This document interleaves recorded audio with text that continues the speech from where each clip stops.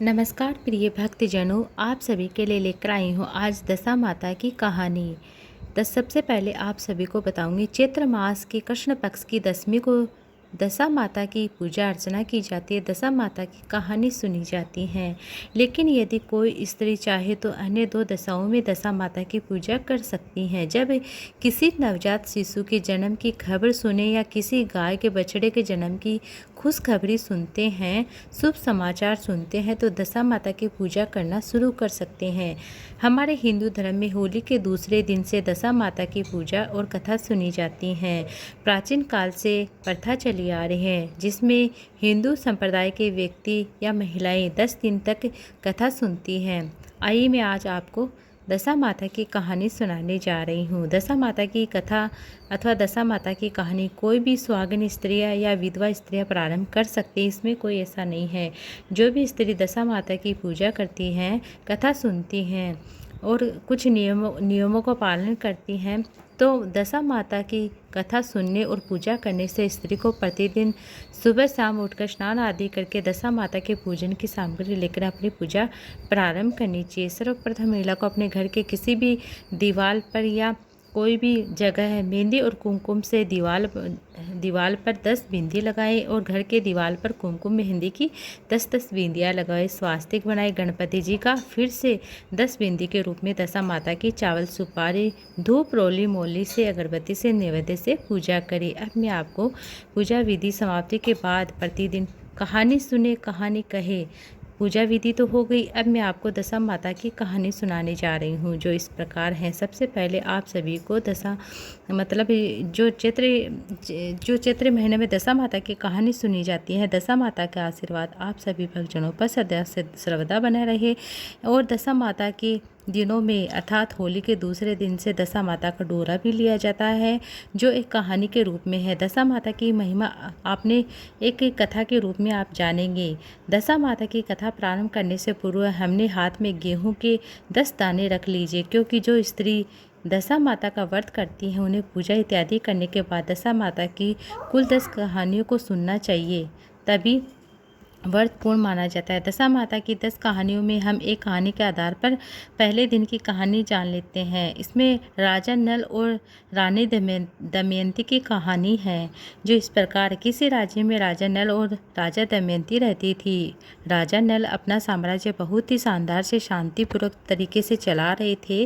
रानी दमयंती बहुत खुश से और सुखी से नल के राजा अपना राज जीवन व्यतीत कर रही थी। उनके राज्य में धन धान्य की कोई कमी नहीं थी। जनता भी बड़े ही खुशी से रह रही थी। रानी दमयंती से बहुत खुश थे और उनका बहुत सम्मान करते थे। एक दिन रानी को अपनी किसी दासी से दशा माता की महिमा की जानकारी प्राप्त हुई। उनकी दासी ने रानी दमयंती को दशा माता की महिमा के बखान करते हुए दशा माता की कथा और दशा माता की कहानी सुनाई, तो रानी दमयंती दशा माता की कथा सुनकर बहुत अधिक प्रभावित होती हैं। दासी से दशा माता की कथा पूछकर विधि पूछकर वह भी खुद भी करने लगती हैं। दासी रानी की दमयंती को दशा माता की पूजा विधि व्रत नियम आदि के बारे में पूरी जानकारी उन्होंने दशा माता की कहानी सुनाई। कहा, पूजा के पश्चात आपको प्रतिदिन दशा माता की कहानी को सुनना है, तभी आपको पूरा फल मिलेगा। रानी दमयंती चैत्र मास के कृष्ण पक्ष के दशमी के दिन दशा माता के नाम से कच्चे सूत का डोरा लेती हैं। उस डोरे को होली दहन के दिन अग्नि दिखाकर अपने गले में धारण कर लेती हैं। दशा माता की पूजा प्रारंभ कर देती हैं। प्रतिदिन दशा माता की कथा सुनती हैं। अन्य दासियों को भी दशा माता की कहानी सुनाती हैं। चूँकि रानी दमयंती दशा माता की पूजा करती थी, उनके गले में कच्चे सूत का जो डोरा था, एक दिन राजा नल ने देख लिया और उन्होंने महारानी दमयंती के गले से यह कच्चा सूत का जो दशा माता का डोरा है उसको तोड़ दिया। वह कहते हैं कि एक रानी के गले में मात्र हीरे जवाहरात के आभूषण होने चाहिए, गहने शोभा देते हैं, कोई साधारण सूत का धागा शोभा नहीं देता है। ऐसा कहते हुए राजा नल ने राजा के गले से धागा तोड़ दिया और उसे जमीन में पटक दिया। रानी बहुत दुखी होती है, लेकिन वे अपनी आने वाली मुसीबतों के बारे में बिल्कुल अनजान थे। कुछ समय बाद राजा नल की दशा बिगड़ने लगती। एक दिन उनके राज्य की संपत्ति समाप्त होने लगती है। इतना ही नहीं, धीरे धीरे उनकी महल से जो भी पत्थर थे, टुकड़े थे, गिरने लगते हैं। राजा नल और रानी दमयंती को कुछ समझ नहीं आ रहा था कि ऐसा क्यों हो रहा है? अचानक से इतनी ज़्यादा मुसीबतें कैसे उनके राज्य और राजमहल में टूट पड़ी? दोनों यही सोच रहे थे। राज्य की स्थिति इतनी खराब हो गई कि लोग दाने दाने के लिए तरसने लगे। अंततः राजा ने राज्य त्याग कर दूसरे राज्य में जाकर धन कमाने का निश्चय किया। रानी दंपति को कुछ दिन के लिए उनके मायके जाने को कहा, पर किंतु रानी दंपति एक पतिव्रता स्त्री थी। उनके लिए उनका पति ही सब कुछ था, अतः उन्होंने जाने से मना कर दिया। इस तरह से दोनों अपना राज्य त्याग करके दूसरे राज्य की तरफ रवाना होते हैं। राजा रानी भूखे प्यासे दूसरे राज्य की ओर चले जाते हैं। चलते चलते बहुत समय बीत गया। संध्या भी होने लगी। उन्होंने विश्राम के लिए पास के नगर में एक माली के पास गए और उसे रात गुजारने के लिए शरण मांगी। माली का बगीचा बहुत ही सुंदर था, हरा भरा था। राजा रानी दोनों माली के सुंदर से बगीचे में रात विश्राम करते हैं और सुबह जब उनकी नींद खुली तो उन्होंने देखा कि पूरा बगीचा बंजर हो गया है। उनको समझ नहीं आ रहा था कि ऐसा क्यों हो सकता है। एक ही रात में हरा भरा बगीचा बंजर हो गया। तभी वहाँ माली आ जाता है। अपने बंजर बगीचों को देख राजा और दंपति को बहुत खरी खोटी सुनाता है और उन्होंने वहाँ से जाने को कहा। अब दोनों खूब सुबह सुबह फिर से अपनी मंजिल की तरफ आगे बढ़ते हैं। आगे जाते जाते एक तेलन दिखाई देती है और कड़ी धूप थी, अतः उन्होंने तेलन से उसे विश्राम करने के लिए शरण मांगी। टेलर ने अपने यहाँ रुकने के लिए सहमत हो गए। उन्हें शरण दे दी। टीलन का पूरा घर तेल के डिब्बे से भरा हुआ था, लेकिन जब उन्हें देखा तो पूरा तेल का डिब्बा खाली हो गया था। उसको समझ में नहीं आ रहा था कि ये दोनों कोई अभागे हैं, अतः उन्हें कोसते हुए जाने को कहती हैं। वह बहुत गुस्सा थी क्योंकि राजा रानी अपने आश्रय देकर उसका बहुत नुकसान कर दिया था। थोड़ी देर जाकर एक वृक्ष के नीचे विश्राम करने लगते, तभी राजा को याद आया कि उसकी बहन का घर पास में, अतः राजा ने अपने वृक्ष के नीचे होने की खबर अपनी बहन को बताई। राजा की बहन दोनों के लिए प्याज और रोटी के टुकड़े लेकर आती, एक सेवक के हाथों भिजवाती है। राजा रानी रोटी देकर उसके खाने के बजाय उसे जमीन में गाड़ देते हैं और आगे बढ़ते हैं।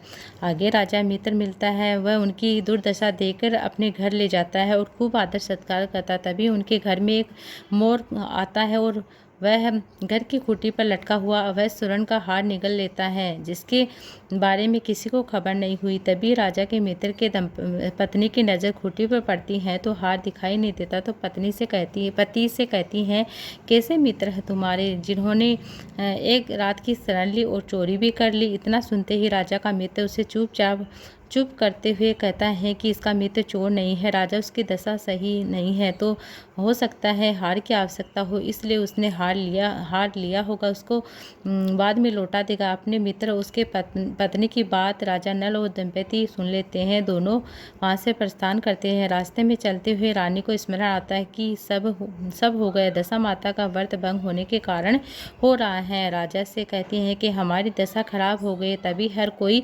हमारा बेरी बन गया है। राजा भी अब तक समझ चुका था कि लेकिन दोनों के पास पछताने के सिवा कुछ नहीं था। कुछ दिन ही यात्रा के बाद वे एक राज्य में पहुंचते हैं। वहां पर राजा रानी काम खोज करके गुजरने लगते हैं। ऐसे ही पूरा साल बीत गया। चैत्र माह नज़दीक आता है। रानी दंपति दशा माता की कथा पूजा करने की बात कहती है। राजा से करती है। राजा अपनी पत्नी की पूजा के लिए अधिक मेहनत करना शुरू कर देता है। राजा जंगलों से लकड़ी काट के लाता है, उन्हें बाजार में बेचता है, पैसे कमाता है, उसी से दोनों को गुजारा होता है। चैत्र मास के कृष्ण पक्ष की जब 10वीं तिथि नज़दीक आती हैं, राजा अब लकड़ियाँ काटता है, उन्हें बेचकर धन कमाता है, उनसे दशा माता की पूजा की सामग्री लेकर आता है, अपनी रानी दंपति को देता है।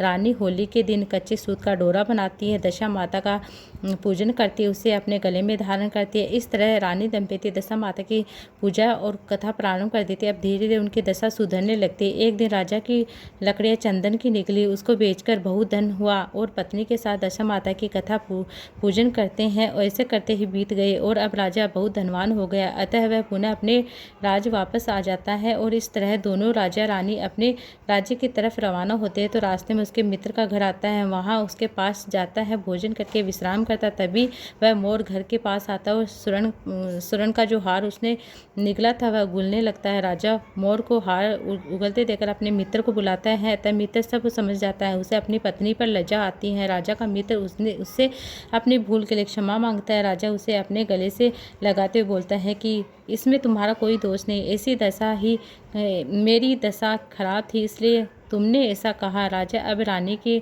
साथ आगे बढ़ता है और अपनी बहन का राज्य दिखाई देता है। तो राजा उसी वृक्ष के नीचे जहाँ उसकी बहन ने रोटी भिजवाई थी उसको राजा ने जमीन में गाड़ दिया था। राजा रानी जब उस स्थान को खोदते हैं तो वहाँ हीरे जवाहरात मिलते हैं।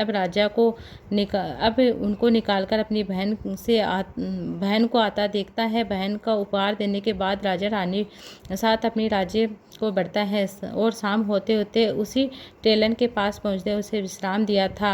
बहुत दिन हो गए हैं तो टेलन उन्हें पहचान नहीं पा रही थी, आश्रय देती है और सुबह जब नींद खुली तो आश्चर्यचकित हो जाती, क्योंकि जिस गोदाम में तेल राजा रानी को विश्राम कराया था उसमें तेल की खाली टीनें थी, अब पूरी तरह भर गई हैं। तब राजा उसे बताया कि वे दोनों वही अभागे हैं, कुछ दिनों पहले शरण मांगे थे, तुम्हारा गोदान खाली हो गया था, अब हमारा गोदान फिर से भर गया है। इस तरह से उसने अब राजा पहुंचता है उस बगीचे पर। रुकने से पूरा बगीचा बंजर का हो गया था, लेकिन अब माली के यहाँ रुकता है तो पूरा बगीचा हरा भरा हो जाता है। इससे माली राजा जय जयकारा करने लगता है, उन्हें विपदा और अपने के पर शर्मिंदा होता है। अब राजा अपने राज्य में प्रवेश करता है। राजा ने रानी दंपति देखकर पूरा हर्षोल्लास से उत्सव मनाते। इस तरह खुशियों का माहौल छा गया। ऐसा प्रतीत हो रहा कि जैसे मानो दिवाली आ गई है। राज दरबार में सभी सदस्य जनता अपने राजा रानी का स्वागत अभिनंदन करते। इस प्रकार राजा नल के साम्राज्य में पुनः खुशहाली आ जाती है। जैसे और रानी दंपति दशा माता की कथा व्रत करती है, अपने पूरे राज्य प्रजा को दशा माता की कथा और व्रत पूजा पाठ के बारे में बताती है। ये थी दशा माता की कहानी। दशा माता की अन्य कहानियाँ भी हैं। दशा माता की जैसे जैसे दिन होते हैं वैसे वैसे कथा भी सुनी जाती है।